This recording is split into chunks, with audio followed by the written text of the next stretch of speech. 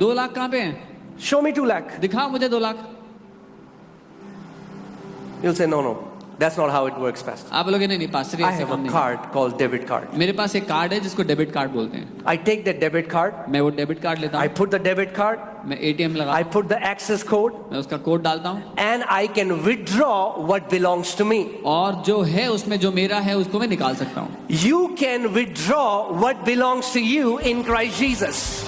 मसीह यीशु में जो आपका हो चुका है उसको आप निकाल सकते हो। You just have to learn how to do it. आपको बस इतना सीखना है कि कैसे निकालते हैं। See, if I go to a village and there is a guy who doesn't know how ATM operates, अगर मैं किसी गांव में जाऊं जहां एक व्यक्ति है जिसको नहीं पता एटीएम कैसे काम करता है, let's think government puts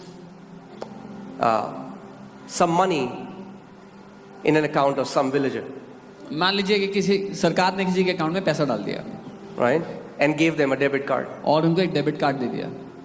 Now that account could have 2 lakhs, 3 lakhs, 5 lakhs, whatever. अब उस अकाउंट में 2 लाख, 3 लाख, 5 लाख कितना भी हो सकता है। But if that man does not have the knowledge how to deposit it, that money, even though belongs to him, will be useless for him. लेकिन अगर उस इंसान को ये ज्ञान नहीं है कि वो पैसा कैसे निकालना है, तो हालांकि वो उसी का है पर उसके किसी काम का नहीं है।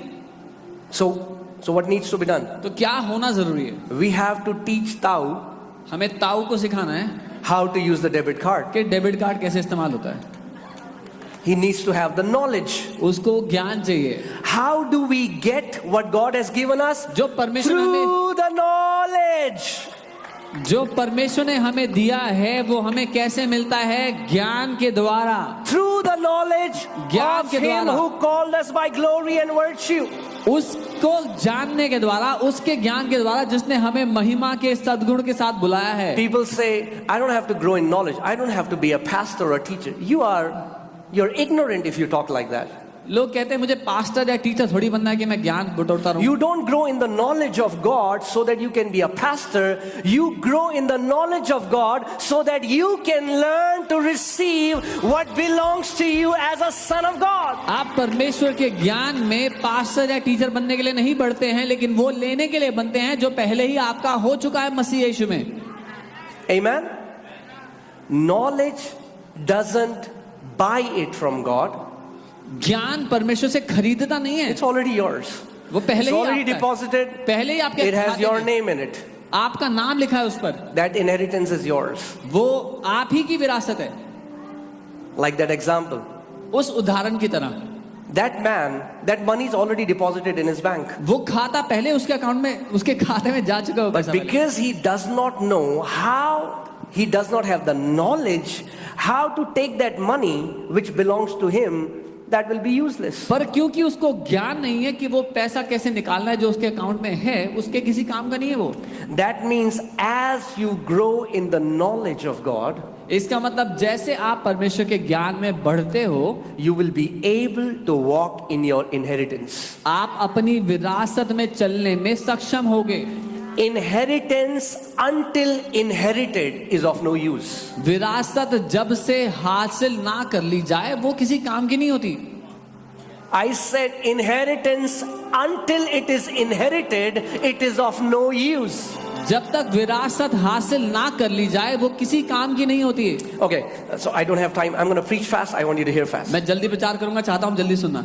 So in US there was a very rich man, US में एक बहुत अमीर आदमी थे, alone.